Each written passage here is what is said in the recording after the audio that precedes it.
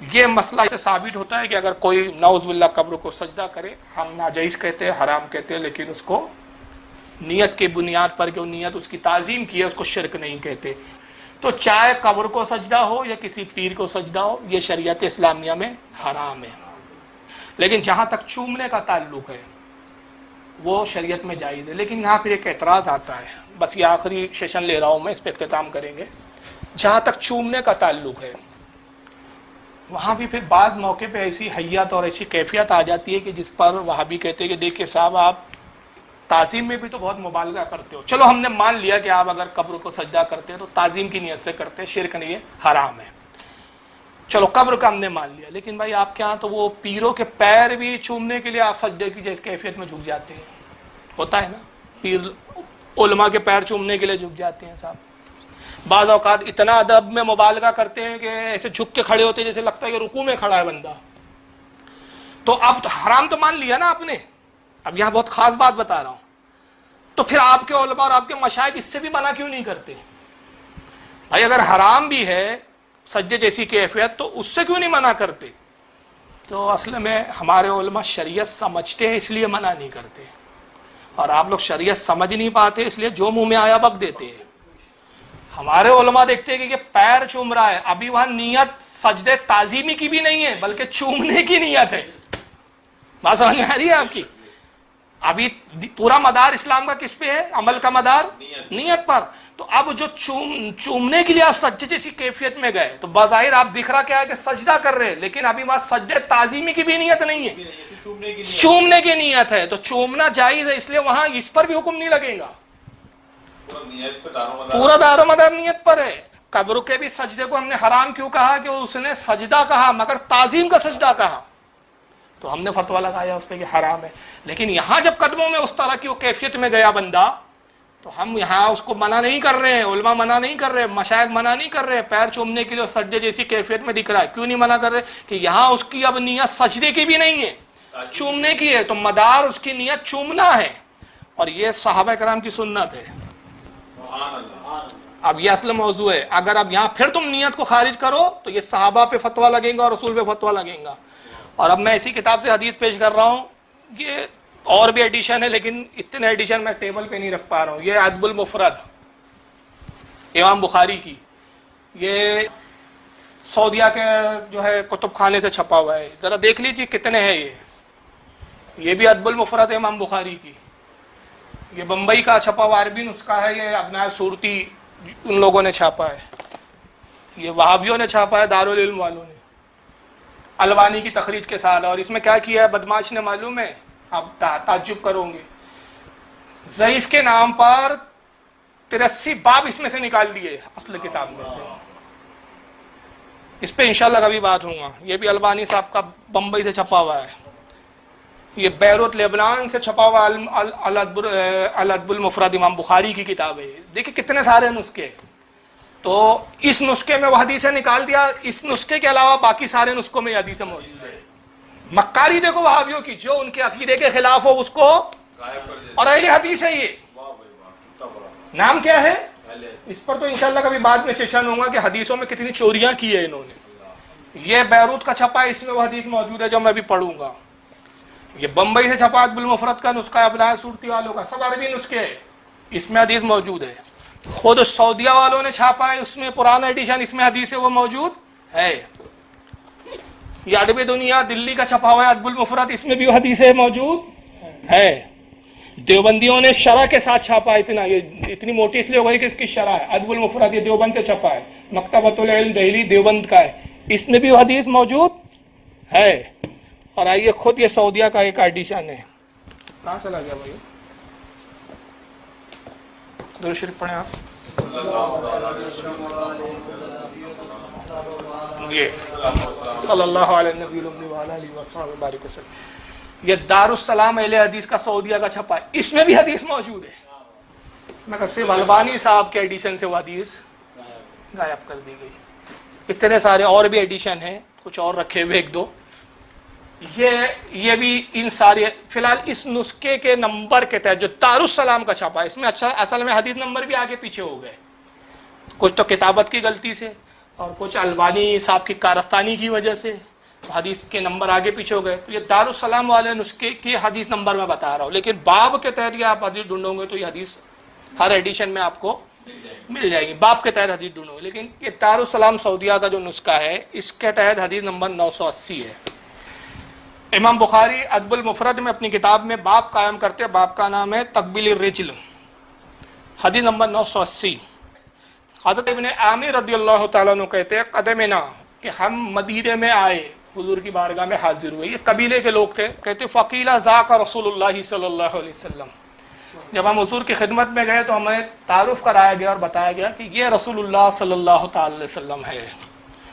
تو اب ان جو صحابہ تھے, یہ جو ایمان لا چکے تھے, حضور سے ملاقات کے لیے آئے تھے کہ سرکار سے ابھی ایمان تو لا لیا ہم نے, صحابہ کی تبلیغ پر ایمان لا چکے تھے, یہ مسلمان ہیں, صحابی ہیں, اب حضور کو بھی دیکھنے کا شرف حاصل کر لیں. اس گھر سے مدینے میں آئے, اور جب حضور کی خدمت میں پہنچے تو صحابہ نے بتایا یہ ہے ذاکر رسول اللہ صلی اللہ علیہ وسلم, یہی ہے رسول اللہ صلی اللہ علیہ وسلم. تو انہوں نے کیا کیا, ایک دو نہیں, پورے قبیلے آئے, پوری صحابہ کی جماعت ہے. وہ کہتے ہیں فاقزنا بیدہ ورجلہ نقبلوہا, ہم نے حضور کے قدم مبارک کو پکڑا اور اس کو چومنے لگے. حضور کے ہاتھوں کو بوسے دینے لگے, حضور کے قدموں کو بوسہ دینے لگے. تو بتائیے یہ شرک نہیں ہو رہا تھا کیا پھر؟ کیا معاذ اللہ رسول اللہ گوارا کر رہے ہیں اس کو؟ اور امام بخاری جیسا محدث لکھ رہا ہے اس کو, اور تم بدماشی کے طور پہ نکال دے رہے ہو اس حدیث کو کیونکہ تمہارے عقیدے کے خلاف ہے. اس لیے کتنی بڑی بدماشی ہے یار, یہ جرت دیکھو ان کی. لیکن یہ بھی تو ایڈیشن تمہارا ہی چھپا ہوا ہے. غلطی کیا ہوئی ہے کہ آپ خود پہلے چھاپ چکے ہیں. یہ دو نسخے تو سعودیہ کے ہیں بھائی, یہ دو نسخے تو سعودیہ کے ہیں, ریاض کے دونوں, ایک دارالسلام کا اور ایک ابن باز کا مکتبہ ہے, یہ مکتبہ ابن باز کے نام سے. دونوں سعودی عرب کے نسخے ہیں, لیکن ان میں تو یہ حدیثیں موجود ہے, نکالنے سے بھی ہوں گا کیا؟ پھر باقی تو ایڈیشنوں میں ہے اور دوسرے ایڈیشنوں میں آج تک چھپ رہی ہے. تو وہ کیا کہتے ہیں کہ جیسے ہم نے رسول اللہ کو دیکھا فاخذنا, ہم نے بے یدہ ہی حضور کے دست مبارک کو پکڑا, دست مبارک کو لیا اور اس کو کیا کیا, ورجلہ ہی, حضور کے قدم مبارک کو بھی ہم نے تھاما, ونقبلوہا, ہم نے اس کو بوسہ دینے لگے, پیروں کو پکڑ کے چومنے لگے. پیروں کو کیسے چومیں گے ذرا مجھے چوم کے بتائیے بھائی. سجدے جیسی کیفیت ہوں گی کہ نہیں, جھکنا پڑے گا کہ نہیں, جھکوں گے کہ نہیں؟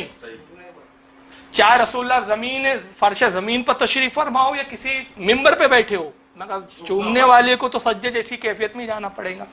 اور پھر اس حدیث کو امام بخاری کے علاوہ امام ابو داؤد نے بھی لکھا ہے اپنی سنن میں. وہابیوں کو حدیث نہیں ملی. سنن ابو داؤد میں کتاب الآداب حدیث نمبر 5225, اور امام طبرانی نے بھی اس کو لکھا ہے معجم الکبیر کے اندر, جلد نمبر 5 صفحہ 275, حدیث نمبر 5313 کے تحت. اور امام مزی نے بھی اس کو لکھا ہے تہذیب الکمال, جلد نمبر 9 صفحہ 266 کے تحت. آئیے یہی ادب المفرد ہے. اب چلیے, یہ تو عام صحابی تھے جو چوم رہے تھے, اور چوم کس کو رہے تھے؟ اللہ کے رسول کو. پہلے حدیث کون سی تھی؟ 980. اسی کے بعد یہ دوسری حدیث ہے 931. وہی باب ہے, باب تقبل الرجل. اس کے تحت امام بخاری نقل کرتے ان صاحبین قال رأيت عليا يقبل يد العباس ورجله, کہتے ہیں کہ حضرت صہیب رضی اللہ تعالیٰ عنہ روایت کرتے ہیں کہ حضرت صہیب کہتے ہیں کہ میں نے حضرت علی کو دیکھا کہ اپنے چچا حضرت عباس کے پیروں کو اور ان کے ہاتھوں کو بوسہ دے رہے ہیں. حالانکہ منصب اور مقام میں علی حضرت عباس سے بلند ہے, کیونکہ خلفائے راشدین ہیں, ایمان لانے والوں میں اولین ہیں, مہاجرین میں سے ہے, اصحاب بدر میں سے, اصحاب احد میں سے ہے. کون سی فضیلت ہے جس میں مولا کائنات نہیں ہے؟ صحابہ کے جتنے فضائل کے درجے, ہر درجے میں مولا کائنات شامل ہے. حضرت عباس سے بلند ہے مقام و مرتبے میں, لیکن چچا عمر کے اعتبار سے, رشتے کے اعتبار سے, تو چچا ہونے کی نسبت سے مولا کائنات کیا کر رہے ہیں؟ چوم رہے ہیں. حضرت صہیب کہتے ہیں میں نے دیکھا, ایسا نہیں ہے سنا, ہاں یہ نہیں ہے روایت میں کہ سنا, کہ سنا میں ڈاؤٹ ہو سکتا ہے. وہ کہتے ہیں رائے تو میں نے خود دیکھا, رائے تو علی, میں نے علی کو دیکھا, یقبل ید العباس ورجلہ, کہ میں نے دیکھا کہ حضرت علی اپنے چچا حضرت عباس کے پیروں کو بھی چوم رہے ہیں اور ہاتھوں کو بھی چوم رہے ہیں. تو بھائی اب کیا کہوں گے اس بارے میں؟ حضرت علی کو بھی عباس پجوا کہوں گے؟ مولا کائنات بھی تمہارے فتوے سے دو. اب حضرت عباس کے پیر جب علی چوم رہے ہوں گے تو کیا کیفیت ہوگی ذرا بتائیں. بغیر سجدے جیسی کیفیت میں کوئی پیر چوم کے مجھے دکھا دے, چلو. کسی کے پیر چوم کر دکھا دے، کیا پیر کو ایسا اٹھا کے چومیں گے کیا؟ آپ کے سامنے والا گر جائے، پتہ چلا ادب کم ہوا، الٹا بے ادبی ہو گئی کہ اسی کو پلٹا دیا آپ نے۔ اب آئیے، یہ ہے صحیح ابن خزیمہ۔ یہ کیا ہے؟ امام ابن خزیمہ کی وہ کتاب ہے جس میں انہوں نے صحیح حدیثوں کو جمع کیا، اس نے اس کا نام رکھا صحیح ابن خزیمہ۔ اس صحیح ابن خزیمہ میں وہابیوں کو صرف ایک حدیث ملتی ہے بیچاروں کو، ان کے کام کی، کون سی؟ کہتے سینے پہ ہاتھ باندھنے کی، اور وہ بھی ضعیف ہے، حالانکہ ضعیف ہے، لیکن وہ ایک ہی حدیث کے لیے صحیح ابن خزیمہ یاد آتی ہے، باقی کسی حدیث کے لیے صحیح ابن خزیمہ یہ دیکھتے بھی نہیں بیچارے غریب۔ صحیح ابن خزیمہ جلد نمبر 4 صفحہ نمبر 213 حدیث نمبر 2714، حدیث نمبر 2714، کتاب المناسک، اور باب قائم کیا امام ابن خزیمہ نے السجودی علی الحجر الاسود۔ اب آئیے حدیث کیا نقل کرتے ہیں امام ابن خزیمہ رضی اللہ تعالیٰ عنہ، کہتے حدثنا محمد ابن بشار، حدیث بیان کی ہم سے محمد بن بشار نے، حدثنا ابو عاصم، وہ حدیث بیان کرتے حضرت ابو عاصم سے، حدثنی جعفر ابن عبداللہ قال رأیت محمد ابن عباد ابن جعفر قبل الحجر وسجد علیہ ثم قال۔ حضرت جعفر بن عبداللہ کہتے ہیں، جعفر بن عبداللہ کہتے ہیں کہ میں نے محمد بن عباد بن جعفر کو دیکھا کہ وہ حجر اسود کو بوسہ دے رہے تھے اور حجر اسود پر سجدہ کر رہے تھے۔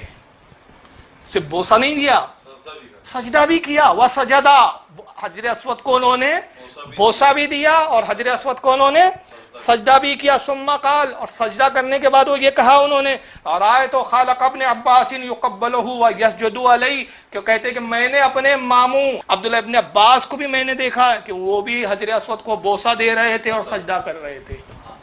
میں نے عبداللہ ابن عباس کو بھی دیکھا۔ اور پھر آگے کیا حدیث کے، وقال ابن عباس، اور حضرت عباس جس وقت سجدہ کر رہے تھے تو اس وقت سجدہ کرتے ہوئے کیا کہہ رہے تھے، رأیت عمر ابن الخطاب قبل وسجد علیہ ثم قال، وہ کہہ رہے تھے کہ دیکھو میں نے حضرت عمر کو دیکھا۔ ہر سجدہ کرنے والا اپنے سے پہلے دیکھنے والے کو بتا رہا ہے۔ حضرت عبداللہ ابن عباس کو دیکھا کہ وہ حجر اسود کو چوم بھی رہے تھے، سجدہ بھی کر رہے تھے، اور کہہ رہے تھے میں نے عمر ابن خطاب کو دیکھا، اور عمر ابن خطاب جب سجدہ کر رہے تھے ثم قال، تو وہ بھی یہ کہہ رہے تھے، اور آئے تو رسول اللہ صلی اللہ علیہ وسلم فعلا ہاکذا فعلتو، کہ میں نے رسول اللہ صلی اللہ تعالی وسلم کو دیکھا کہ حضور نے حجر اسود کو بوسہ بھی دیا اور سجدہ بھی کیا، حضور نے چونکہ ایسا کیا اس لیے میں ایسا کر رہا ہوں۔ وہاں بھی جی کو حدیث نہیں ملی ہے، اور حدیث ضعیف نہیں ہے۔ البانی صاحب ان کے کہتے ہیں، اس کی تخریج البانی صاحب نے کی ہے صحیح ابن خزیمہ کی، البانی صاحب کہتے ہیں اسناد صحیح، اس حدیث کی سند صحیح ہے، اور اس کو امام عبدالرزاق نے بھی نقل کیا ہے۔ امام عبدالرزاق اپنی المصنف میں لائے ہیں، جلد نمبر 5 صفحہ 37 حدیث نمبر 8912۔ اس کو امام شافعی نے بھی نقل کیا اپنی مسند الشافعی کے اندر، جلد نمبر 2 صفحہ 252 حدیث نمبر 991۔ امام ابن ابی شیبہ نے بھی اس کو نقل کیا ہے المصنف حدیث نمبر 14972 کے تحت۔ امام بزار نے بھی اس حدیث کو نقل کیا ہے مسند البزار جلد 1 صفحہ 332 حدیث نمبر 215 کے تحت۔ امام حاکم نے المستدرک میں لکھا حدیث نمبر 1 جلد نمبر 1 صفحہ نمبر 625، جلد نمبر 1 صفحہ 625 حدیث نمبر 1672، اور امام حاکم کہتے ہیں اس حدیث کو لکھ کے ھذا حدیث صحیح الاسناد ولم یخرجہ، کہتے ہیں کہ حدیث صحیح ہے، اور اس کو امام بخاری اور امام مسلم نے حالانکہ نہیں لکھا لیکن یہ صحیح ہے۔ امام بہقی نے سنن الکبریٰ میں لایا جلد 5 صفحہ 120 حدیث نمبر 9223۔ امام عسقلانی نے بھی اس کو بلوغ المرام میں لکھا صفحہ 291 حدیث نمبر 747۔ ایک اور پیاری حدیث آپ سن لیں مسند احمد سے، یہ ہے مسند احمد امام احمد ابن حنبل کی، باب حدیث ابی ایوب الانصاری، حضرت ابو ایوب انصاری کے باب میں اس حدیث کو انہوں نے لایا، حدیث نمبر 23585۔ امام احمد ابن حنبل رضی اللہ تعالیٰ نقل کرتے، کہتے ان داؤد ابن ابی صالح قال، حضرت داؤد بن صالح سے روایت ہے، وہ کہتے اقبل مروان یومن فوجد رجولا وادیا وجہہ علی القبر، کہتے کہ ایک مرتبہ مروان جو ہے وہ حضور صلی اللہ علیہ وسلم کے روضے کے قریب سے گزرا، دیکھا کہ حضور کی قبر پر ایک شخص اپنے چہرے کو رکھے ہوئے ہے۔ اب حضور کی قبر پر یا کسی قبر پر آپ چہرہ رکھو گے تو آپ کی کیفیت کیا ہوگی ذرا بتاؤ، سجدے جیسی۔ تو وہ ایک چہرہ رکھا ہوئے ایک شخص ہے، مروان نے دیکھا، اور یہ اس زمانے کا گھٹا ہوا وہابی تھا، تو تو اس نے دیکھا تو اس کو غصہ آ گیا. فقال اتدری ما تصنع, تو اس نے ڈانٹ کر اس شخص کو کہا, اور ایک روایت میں ہے کہ گردن پکڑی اس نے, وہ جو چوم رہے تھے وہ قبر کو, اپنا چہرہ حضور کی قبر پہ مس کر رہے تھے, جو شخص اس کو گردن کو پکڑا, کیا نام ہے, مروان نے, اور اٹھا کے کھینچ کے کہا, اے شخص یہ کیا کر رہا ہے تو, کیا حرکت ہے یہ. فاقبل علیہ فاذا ہوا ابو ایوب, جب اس شخص نے چہرہ اٹھایا تو دیکھا گیا تو وہ تھے حضرت ایوب انصاری رضی اللہ تعالیٰ عنہ. ابو ایوب انصاری وہ میزبان رسول کے ہجرت مدینہ کے بعد رسول اللہ سب سے پہلے انہی کے گھر قیام فرمایا. جلیل و قدر صحابی حضرت ابو ایوب انصاری تھے. کون چوم رہے تھے حضور کی قبر کو, کون چہرہ مس کر رہے تھے قبر رسول پر, قبر پجوا تھے یہ. وہاں بھی ایک توحید کے سمجھنے والے زیادہ آ گئے, یہ قبر پوجا ہو رہی تھی صاحب. اور مروان وہی تھا جو اس وقت شرک کا فتویٰ لگا رہا تھا. کہا یہ کیا کر رہا ہے شخص, تجھے پتا ہے کچھ حرکت کیا ہو رہی ہے. فقال نعم, انہوں نے چہرہ اٹھایا, کہا میں جانتا ہوں میں کیا کر رہا ہوں, مجھے مت سمجھا زیادہ. وہاں بھی مت بن, اپنی جماعت اپنے پاس رکھ. ہم تو رسول اللہ کے صحبت یافتہ ہے, ہم عاشق رسول ہے, ہمیں مت سمجھا. نعم میں جانتا ہوں. جی تو رسول اللہ صلی اللہ علیہ وسلم ولم آتی الحجر, میں رسول اللہ کے پاس آیا ہوں, کسی پتھر کے ڈھیر کے پاس نہیں آیا ہوں. کیا جملے تھے ان کے, تو کیا سمجھ رہے ہیں, قبر کے پتھروں کو چوم رہے ہم, ارے رسول اللہ کو بوسے دے رہا ہوں میں, کیونکہ حضور حیات ہے, میں پتھروں کے ڈھیر کے پاس نہیں آیا ہوں. ولم آتی الحجر, میں پتھروں کے ڈھیر کے پاس نہیں آیا ہوں, بلکہ کس کے پاس آیا ہوں. جی تو رسول اللہ صلی اللہ علیہ وسلم, میں رسول اللہ کے پاس آیا ہوں, حضور سے ملاقات کے لیے آیا ہوں. اور پھر اس کے بعد کیا کہا, سمعت رسول اللہ صلی اللہ علیہ وسلم یقول, ہاں میں نے رسول اللہ کو کہتے ہوئے سنا ہے. حضرت ایوب کہتے جواب میں کہ بدبخت مجھے روک رہا ہے تعظیم نبی سے. اور گویا کہ حضرت مفتی اعظم کی زبان میں ابو ایوب انصاری کہہ رہے تھے کہ سنگے درے جانا پر دھرتا ہوں جبی سائی, سجدہ نہ سمجھ نجدی, سر دیتا ہوں نذرانہ. سجدہ سمجھ رہا ہے تو اس کو شرک بولیں گا اس کو. تو کہا میں نے رسول اللہ کو کہتے ہوئے سنا. سمعت رسول اللہ صلی اللہ علیہ وسلم, ہاں میں نے رسول اللہ کو کہتے ہوئے سنا کہ اے ابو ایوب اس وقت تک تو غم نہ کرنا, آنسو نہ بہانا, رونا مت, جب تک دین میں, دین کے چلانے والے, دین کے سمجھانے والے, اس کے اہل ہو, اس کے جانکار لوگ ہو, جب تک دین سمجھانے والے. وَلَكِنِ ابْقُوا عَلَيْهِ إِذَا وَلِيَهُ غَيْرُ أَهْلِهِ, ہاں اس وقت تو ضرور غم کرنا اور رونا سبحانہ جب دین میں نااہل پیدا ہو جائے, جو شرک اور تعظیم کے فرق کو سمجھ نہ سکے.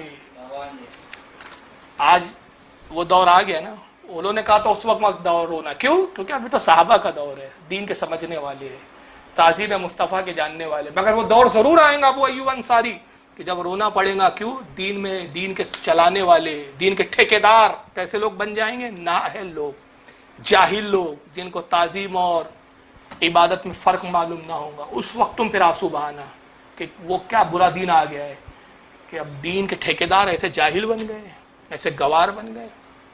اور پھر یہ حدیث بھی ضعیف نہیں ہے. اس کو امام حاکم نے المستدرک میں لکھا, جلد نمبر 4 صفحہ 560, حدیث نمبر 8571. اور امام حاکم کہتے حاذا حدیث صحیح الاسناد, یہ حدیث بالکل سند کے اعتبار سے صحیح ہے. امام تقی الدین سبکی نے شفاء السقام میں لکھا, صفحہ نمبر 342. امام سمعودی نے الوفاء الوفا جلد 4 صفحہ 1358 پہ لکھا. امام حیثمی نے مجموع الزوائد جلد نمبر 3 صفحہ 666, حدیث نمبر 5845. امام ابن عساکر نے تاریخ دمشق صفحہ جلد نمبر 57 صفحہ 249. اور اسی حدیث کو الفاظوں کے اختصار کے ساتھ امام طبرانی نے بھی لایا ہے معجم الکبیر میں, حدیث نمبر 3999. اور امام طبرانی نے اپنی ایک دوسری کتاب معجم الاوسط جلد 1 صفحہ 94, حدیث نمبر 284. کنز العمال میں بھی حدیث آئی ہے, حدیث نمبر 14966. امام سیوطی نے بھی اس کو الجامع صغیر میں لایا, حدیث نمبر 9728. امام مناوی نے بھی فیض القدیر میں اس حدیث کو کا جلد 6 صفحہ 386. ایک آخری حدیث اور اس پر پھر اختتام. ایک کتاب میں آپ کے سامنے دکھا رہا ہوں, بڑی عظیم اور بڑی مشہور و معروف کتاب ہے یہ, اپنے وقت کے جلیل و قدر امام گزرے ہیں, امام تقی الدین سبکی. یہ ایک بڑی ضخیم انہوں نے کتاب لکھی, اس کا نام ہے شفاء السقام, عربی زبان میں ہے, اس کا صفحہ نمبر 185 ہے. اور پھر یہ حدیث بہت ساری کتابوں میں آئی ہے, اس کے بہت سارے حوالے, کثیر حوالے, اس کے حوالے اس کا متن میں پڑھ رہا ہوں، اس لیے کتاب آپ کے سامنے دکھا رہا ہوں۔ امام تقی الدین سبکی رحمۃ اللہ تعالیٰ علیہ شفاء السقام صفحہ نمبر 185 پہ حدیث نقل کرتے ہیں، کہتے ہیں عن ابی درداء رضی اللہ عنہ قال، حضرت ابو درداء رضی اللہ تعالیٰ عنہ کہتے ہیں ان بلالا رأى فی منامہ رسول اللہ صلی اللہ علیہ وسلم وہو یقول لہ، کہتے ہیں کہ حضرت بلال کے خواب میں رسول اللہ تشریف لائے۔ اس کا تھوڑا سا پس منظر سمجھ لیں، میں حدیث کا ایک آخری جملہ پڑھ رہا ہوں۔ حضور کے انتقال کے بعد حضور کا وصال ہو گیا تو حضرت بلال مدینے سے ملک شام چلے گئے اور کہا کہ اب میں اس شہر مدینہ میں نہیں رہ سکتا، اس لیے کہ یہاں کے در و دیوار دیکھتا ہوں تو رسول اللہ کی یاد آتی ہے، تو انہوں نے شہر مدینہ کو چھوڑ دیا اور ملک شام چلے گئے۔ ابھی کچھ ہی عرصہ گزرا تھا کہ رسول اللہ حضرت بلال کے خواب میں تشریف لاتے ہیں ملک شام میں۔ تو حضرت ابو درداء روایت کرتے کہتے ہیں ان بلالا رأى فی منامہ رسول اللہ صلی اللہ علیہ وسلم وہو یقول لہ، کہ حضرت بلال کے خواب میں رسول اللہ تشریف لائے اور حضور نے بلال کو مخاطب کرتے ہوئے کہا ما ھذہ الجفوۃ یا بلال، اے بلال یہ کیسا ستم ہے، کیسی تکلیف ہے، کیسی جفا کر رہے ہو مجھ پر، مجھ سے دور ہو گئے، گویا ایک طرح سے تم مجھے تکلیف پہنچا رہے ہو، یہ کیسی جفا ہے۔ اما آنا لقا ان تزورنی یا بلال، اے بلال کیا وہ وقت نہیں آیا کہ تم مجھ سے ملاقات کرو۔ دیکھیں وہابی کہتے قبروں پہ جانا ہی شرک ہے اور حضور خود بلا رہے ہیں، یہ کہتے قبر پر ہی جانا حرام اور شرک ہے، اور حضور کیا کر رہے ہیں، خواب میں آ کر بشارت دے رہے، وقت نہیں آیا کہ تم مجھ سے ملاقات کرو، تو قبروں کا ڈھیر نہیں ہے وہاں، میں ہوں، مجھ سے ملاقات کرو، آؤ۔ اے بلال کیا وہ وقت نہیں آیا، اما آنا لقا ان تزورنی یا بلال، اے بلال کیا وہ وقت نہیں آیا کہ تم مجھ سے ملاقات کرو۔ جیسی یہ خواب دیکھا حضرت بلال نے تو حدیث کے الفاظ ہے کہ فانتبہا حزینا وجیلا خائفا، حضرت بلال رضی اللہ تعالیٰ عنہ غمگین صورت میں، غمگین حالت میں، بڑے غم اور دکھ کے ساتھ بیدار ہوئے، گھبرائے ہوئے بیدار ہوئے، اور اس کے بعد کیا کیا انہوں نے، جیسی بیدار ہوئے گھبرائی ہوئی کیفیت تھی، غمگین کیفیت تھی ان کی، فرقیبا راحلتہ وقصد المدینہ، فوراً اس سواری انہوں نے حاصل کی، سواری پہ سوار ہوئے اور مدینے کی طرف قصد کیا، مدینے کی طرف سفر شروع کر دیا۔ وہاں بھی کہتا ہے 3 مسجدوں کے علاوہ کہیں سفر کرنا جائز نہیں، یہ مسجد کا سفر نہیں ہو رہا ہے، خاص رسول اللہ کی قبر مبارک کی زیارت کے لیے سفر ہو رہا ہے، اور کرنے والا صحابی رسول ہے۔ حضرت بلال مدینے کی طرف روانہ ہو گئے۔ فاتا قبر النبی صلی اللہ علیہ وسلم فجعل یبکی عندہ، اور جب حضور کی قبر پر آئے تو خوب بلک بلک کے رونے لگے حضرت بلال، حضور کی قبر سے لپٹ گئے اور رونے لگے۔ اور پھر اب یہ آخری جملے سنیے، وَيُمَرِّغُ وَجْهُ عَلَيْهِ، اور اپنے چہرے کو رسول اللہ کی قبر پر ملتے جاتے تھے، روتے جاتے تھے، قبر رسول پہ چہرہ ملتے جاتے تھے، روتے جاتے تھے۔ ارے بھائی یہ کیا ہو رہا ہے، قبر پجوا بولو گے بلال کو؟ مجھے بتاؤ بغیر سجدے کی کیفیت کے قبر کو اپنا چہرہ مس کر کے مل کے دکھا دو، آپ کیسے روئیں گا؟ ایک شخص قبر پہ رو رہا ہو، رو سے اپنے چہرے کو بار بار قبر پہ مس کر رہا ہو، مل رہا ہو، رگڑ رہا ہو اپنے چہرے کو، کیسی کیفیت ہوگی؟ مجھے دکھاؤ آپ، چلو کوئی وہاں بھی پریکٹیکل کر کے دکھائے ہم کو، کیونکہ وہاں بھی پھر یہ بھی کہتے کہ حضور کی قبر اونچی نہیں تھی زیادہ، 1.42 سے بھی تھوڑی کمی تھی، تو کیفیت کیسی ہوں گی پوری؟ اجی سجدہ ہی ہوں گی، رکوع بھی نہیں ہو سکتا وہاں، سجدے ہی جیسی کیفیت ہے وہ، تو پھر کیا یہ قبر پجوا بولو گے حضرت بلال کو؟ کہوں گے نہیں صاحب یہ سجدے جیسی کیفیت، غیر اللہ کو سجدہ کر لیا اس لیے مشرک ہو گئے۔ حالانکہ اس روایت کو کثیر محدثین جتنوں نے لکھا سب نے اس روایت کو حسن قرار دیا ہے۔ امام ابو الحسن الغسانی نے اپنی کتاب اخبار و حکایات صفحہ 45 پر اس کو نقل کیا۔ امام ابن عساکر نے تاریخ دمشق جلد 7 صفحہ 133 پر لکھا، اور ابن عساکر کہتے ہیں اس کی سند جید ہے۔ سبحان اللہ۔ امام تقی الدین خود کہتے ہیں ھذا اسناد جید، اس کی سند جید ہے۔ ابن اسیر نے اپنی کتاب عد الغابہ جلد 1 صفحہ 308 پہ اس حدیث کو لکھا۔ امام نووی نے تہذیب الاسماء واللغات جلد 1 صفحہ 136 پر اس روایت کو لکھا۔ علامہ ذہبی نے تاریخ الاسلام جلد 17 صفحہ 66 پہ لکھا۔ پھر علامہ ذہبی ایک دوسری کتاب ان کی سیار الاعلام النبلاء جلد 1 صفحہ 358 پہ اس حدیث کو لایا۔ امام سخاوی رحمۃ اللہ علیہ نے اپنی کتاب التحفۃ اللطیفہ فی تاریخ المدینہ الشریفہ جلد 1 صفحہ 221 پہ لایا۔ امام سمہودی نے اس کو الوفاء والوفاء جلد 4 صفحہ 1356 پہ لایا۔ امام ابن حجر المکی نے اپنی کتاب الجوہر المنظم صفحہ 65 پہ لایا۔ علامہ فیروز آبادی جو صاحب القاموس ہے अस्सलात वल बुशर सफ़ा नंबर 154 पे लाया। हज़रत इमाम बुरहानुद्दीन हलवी ने अपनी किताब अस्सीरतुल हलविया जिल्दो सफ़ा 308 पे लाया। शाह अब्दुल हक मौदी से देलवी ने मदारिज नबुव्वत जिल्दो सफ़ा 583 पे इसको नकल किया। हत्ता के गैर मुक़ल्लिद के नाम नहाद अहले हदीस के बहुत बड़े अल्लामा हैं शौकानी साहब। चुनांचे अल्लामा शौकानी ने नैलुल औताद जिल्द 5 सफ़ा 180 पे इसको लिखा। और शौकानी क्या कहते हैं, इसे इब्ने असाकिर ने बासनद जय्यद इसका जिक्र किया है। शौकानी भी इब्ने असाकिर का हवाला देके कहते हैं कि इसकी सनद कैसी है, जय्यद है। तो अब आज के मौजू को अगर मैं बांटूं तो 3 तबके हैं मुसलमान, मतलब इस वक्त अहले इस्लाम के जो दावेदार है 3 तबके। एक है मजहब बातिला वाले जो इफरात का शिकार है, तो उनके नज़दीक सजदे ताज़ीमी क्या है, शिरक, जिसमें देवबंदी है, अहले हदीस है, नाम नियाद वहाबी देवबंदी सब आ गए। ये पहला एक ग्रुप है जिनका हाल क्या है कि सजदे ताज़ीमी को ये क्या समझते हैं, शिरक समझते हैं। दूसरा एक तबका है जो वो ना समझो का तबका है, ना समझ है बेचारे, बातिल तो नहीं है लेकिन क्या है, इल्म नहीं है, इल्म की कमी की बुनियाद पर तफरीद का शिकार है। और तफरीद के अंदर क्या करते हैं वो कि सज्दे को जायज़ समझते हैं, जायज़ ही नहीं बल्कि बाईस से सवाब समझते हैं, जो कि ये भी गलत। और तीसरा मजहब हक का है, एतदाल वाला मजहब। और वो एतदाल वाला क्या है, ना इसको शिरक कहते हैं हम, ना इसको हम जायज़ कहते हैं, बल्कि शरीयत में जो है कि इस शरीयत में मना है, पिछली शरीयतों में जायज़ था। तो बस 2 शेर में मैं बात कर दूं कि वो तीसरा जो तबका है मजहब हक का, वो कौन सा तबका है कि जिसका इमाम ये कहता है कि ऐ शौक़ दिल ये सजदा उनको रवा नहीं, ऐ शौक़ दिल ये सजदा उनको रवा नहीं, अच्छा वो सजदा कीजिए कि सर को खबर ना हो, पेशे नज़र वो नौबहार, सजदे को दिल है बेकरार, रोकिए सर को रोकिए, हाँ यही इम्तिहान है। वमा अलैना इल्लल बलागुल मुबीन। अस्सलामु अलैकुम व रहमतुल्लाहि तआला व बरकातहू।